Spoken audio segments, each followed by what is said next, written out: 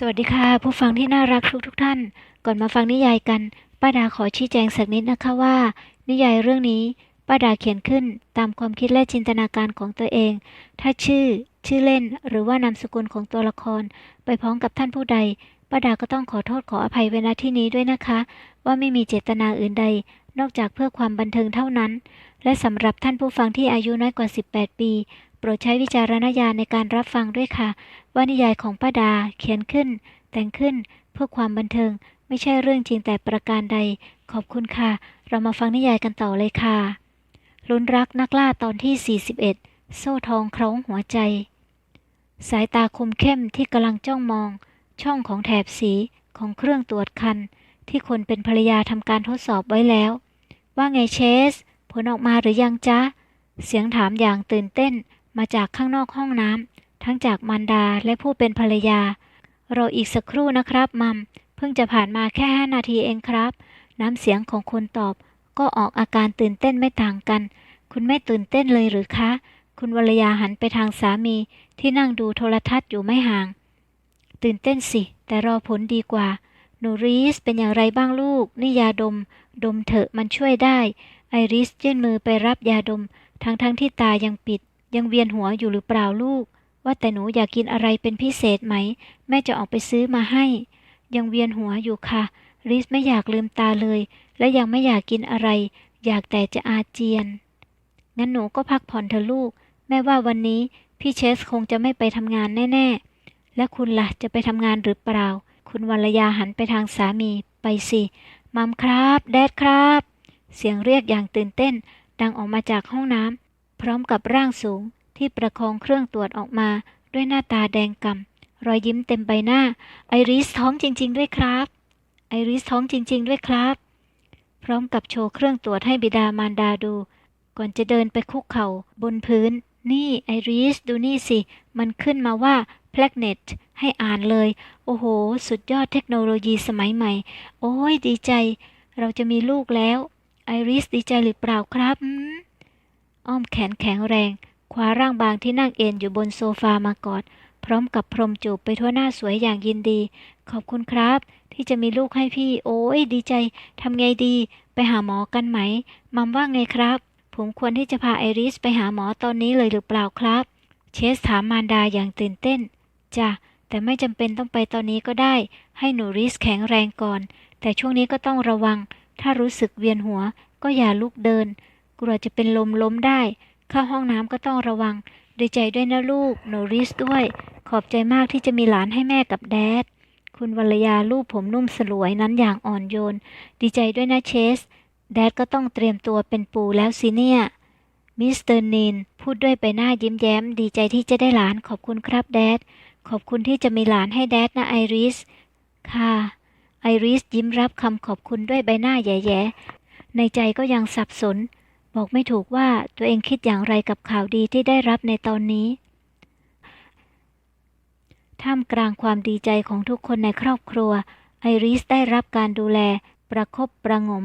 จากทั้งสามีสุดที่รักบิดามารดาของสามีที่รักได้ดูแลเอาใจใส่ลูกสะใภ้เป็นอย่างดีที่สุดขอบคุณค่ะคุณแม่สาคูไส้ไก่ฝีมือคุณแม่อร่อยที่สุดเลยค่ะ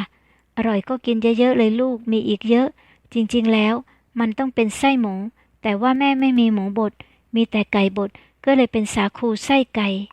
ไส้ไก่ก็อร่อยไม่แพ้ไส้หมูค่ะเป็นอย่างไรบ้างไอริสรู้สึกว่าหลานของแดดจะโตขึ้นมากแล้วนะมิสเตอร์นีนหันไปทางลูกสะใภ้ที่ตอนนี้อุ้มท้อง6 เดือนและกำลังอร่อยกับอาหารว่างที่อยู่ตรงหน้าค่ะหลานของแดดกินเก่งมากๆและกินเผ็ดมากๆเลยค่ะไม่เผ็ดก็กินไม่ได้บอกพร้อมกับส่งสาคูไส้ไก่และพริกเม็ดสีแดงเข้าปากไปด้วยทำเอาคนมองทำหน้าแย่ๆกับจินตนาการที่เผ็ดร้อนแต่ไม่มีอาการจากคนท้องสักนิดไม่น่าเชื่อนะแต่ก่อนไอริสไม่กินเผ็ดขนาดนี้แดดไม่รู้นี่ครับเวลาพาออกไปกินอาหารข้างนอกต้องเอาพริกสดใส่กระเป๋าไปด้วยเชสบอกผู้เป็นบิดาพร้อมกับชะโงกหน้าเข้าไปจูบที่เรือนผมนุ่มของคนข้างตัวอย่างแสนรักไอริสจิ้มสาคูไส้ไก่ส่งใส่ปากให้สามีไปด้วยก็เหมือนกับมัมไงตอนท้องเชสก็กินเผ็ดแต่ก็ไม่เผ็ดเท่าไอริสหรอกนะพอเชสออกมา กลับแปลกกินไม่เผ็ดเลยใช่แล้วจ้ะตอนนั้นแม่ยังกลัวเลยว่ากินเผ็ดแล้วเชสจะไม่มีผมอ้าวทำไมหรือคะมีคนเฒ่าคนแก่สมัยก่อนเขาบอกว่าถ้าแม่กินเผ็ดลูกออกมาจะไม่ค่อยมีผมหรือคะคนที่กำลังจะเป็นแม่รู้สึกกังวลขึ้นมาทันทีชะงักพริกเม็ดสวยที่กำลังจะส่งเข้าปากใบหน้าเต็มไปด้วยความครุ่นคิดไม่ต้องห่วงหรอกจ้ะดูพี่เชสสิผมเต็มหัวมาตั้งแต่เกิดคุณวรยาพูดไปก็หัวเราะไปด้วยผมเยอะที่สุดในกลุ่มเด็กที่เกิดวันเดียวกันเลยนะทั้งดกทั้งดำลูกผมก็ต้องผมดกเหมือนผมนะครับมัมไม่มีคำตอบนอกจากรอยยิ้มแห่งความสุขมิสเตอร์ไรแมนบอกว่าได้เอกสารจากทางโน้นแล้วนี่ใช่ไหมครับนัดสัมภาษณ์แล้วก็คงจะเรียบร้อยแม่ว่าไม่น่าจะมีปัญหาอะไรหรอกยิ่งไอริสท้องอย่างนี้ด้วยยิ่งง่ายเชื่อแม่สิครับผมก็ว่าอย่างนั้นครับแต่ไอริสก็ยังกังวลอยู่ดีก็แหมไอริสไม่รู้นี่คะว่าเขาจะถามอะไรถ้าเกิดเขาถามอะไรที่ริสตอบไม่ได้คงไม่ผ่านแน่ๆเลยค่ะอย่าคิดมากเลยลูกแล้วก็อย่ากังวลหนูท้องมันมีผลกับเด็กในท้องด้วยไม่กังวลนะครับเดี๋ยวลูกคิ้วผูกโบไปด้วยค่ะริสไม่กังวลแล้วค่ะพอคิดถึงลูกในท้องไอริสก็ทิ้งความกังวลทั้งหลายแหล่ทันทีโอ้หนูไม่ต้องคิดมากนะคะทำใจให้สบายๆมือบางลูบท้องนูนเบาๆด้วยความรักว่าไงครับลูกไม่มีอะไรนะครับเชสก้มลงพูดกับลูกก่อนที่จะตามด้วยจูบเล็กๆรักลูกนะครับพร้อมกับเงยหน้าขึ้นกระซิบกับคนอุ้มท้องรักไอริสครับการแสดงออกของลูกชายต่อลูกสะใภ้ทำให้บิดาอดที่จะยิ้มออกมาไม่ได้ในขณะที่ลูกสะใภ้ใบหน้าเป็นสีแดงระเรื่อไม่ว่าจะผ่านมากี่เดือนจนท้องโตและทางการเรียกปั๊มลายมือแล้ว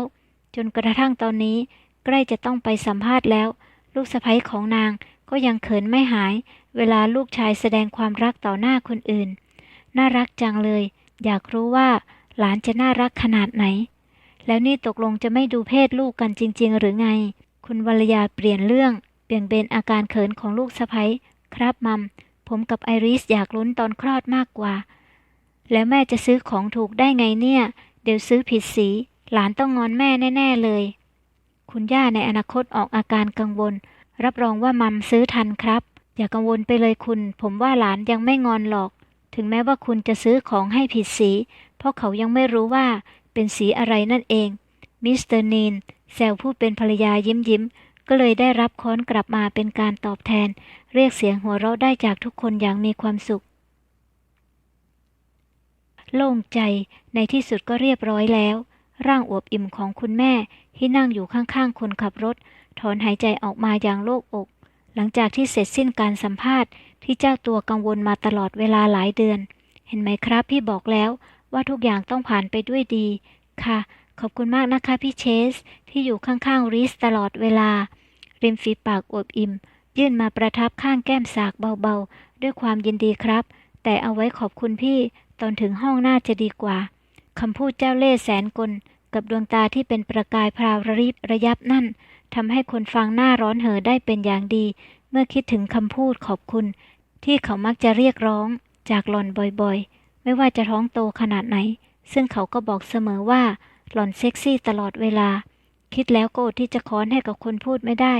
ค้อนพี่ถูกปรับเป็น2 เท่านะครับบ้าพี่เชสคิดไม่ดีอีกแล้วใช่ไหมคะลูกแดดดี้ของหนูคิดอะไรก็ไม่รู้นะว่าแต่วันนี้หนูเป็นเด็กดีมากเลยค่ะขอบคุณมากๆนะคะที่เป็นกำลังใจและช่วยให้คุณแม่สอบผ่านการสัมภาษณ์ครั้งนี้แบบสบายๆมืออวบอูมลูบท้องเบาๆและได้รับการตอบรับจากลูกน้อยในครรภ์อย่างแรงทันทีอุ๊ยมีอะไรหรือครับเชสหันมาถามเมื่อได้ยินคนข้างๆร้องเบาๆแล้วก็ต้องหันกลับไปตั้งสมาธิกับการขับรถเหมือนเดิมไม่มีอะไรค่ะลูกแค่เตะแรงไปหน่อยหนูเตะมัมมี่แรงไปหรือลูกใจเย็นๆนะครับอีกไม่นานเราก็จะได้เจอกันแล้วว่าที่คุณพ่อปลอบพร้อมกับยื่นมือข้างหนึ่งมาสัมผัสท้องของคุณแม่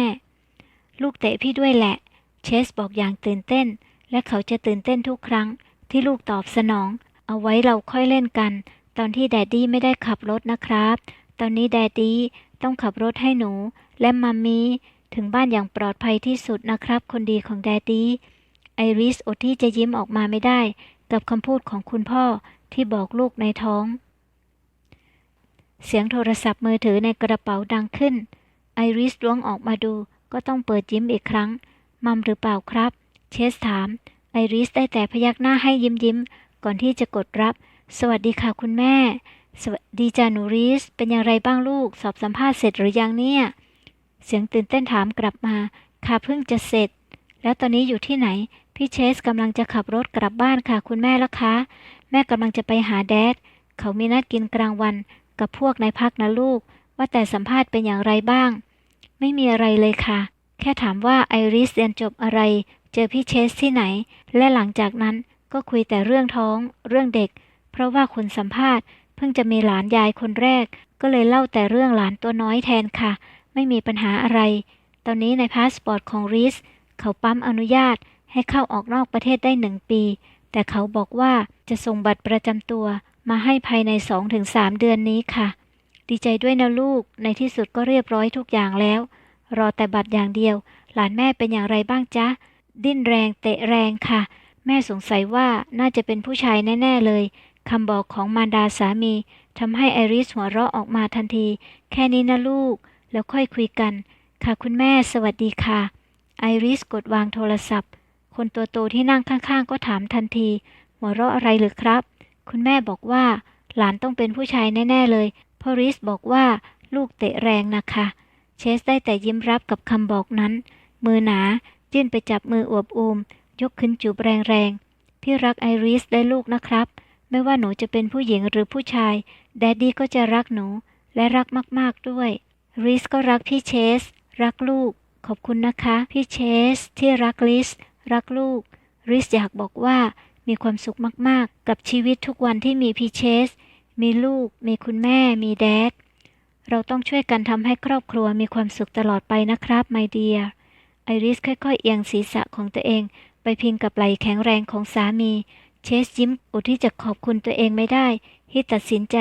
เปลี่ยนการแต่งงานแบบธุรกิจครั้งนี้ให้เป็นชีวิตครอบครัวจริงที่ใช้หัวใจนำทางถ้าชอบก็กดไลค์กดแชร์กดติดตามกดกระดิ่งฟังโฆษณาให้กับป้าดาด้วยค่ะเพื่อเป็นกำลังใจให้กับป้าดาในการทำคลิปต่อๆไปออกมาสำหรับเรื่องนี้ก็จบลงไปแล้วอย่างสมบูรณ์นะคะจบแค่นี้จริงๆค่ะในหนังสือก็แค่นี้ค่ะ